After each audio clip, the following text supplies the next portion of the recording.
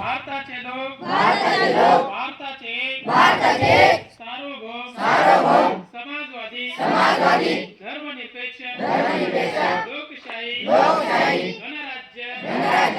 घडवण्याचा व त्याच्या सर्व नागरिकांस सामाजिक आर्थिक व राजनैतिक न्याय विचार अभिव्यक्ती विश्वास श्रद्धा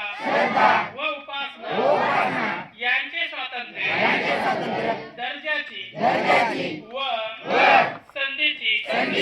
समानता निश्चितपणे प्राप्त करून देण्याचा आणि त्या सर्वांमध्ये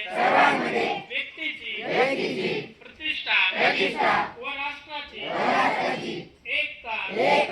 आणि एकात्मता यांचे आश्वासन देणारी बंधुता प्रवर्धित करण्याचा संकल्पपूर्वक निर्धार करून आज आमच्या संविधान सभेत आज दिनांक 26 नोव्हेंबर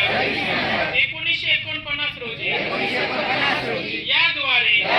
हे संविधान अंगीकृत आणि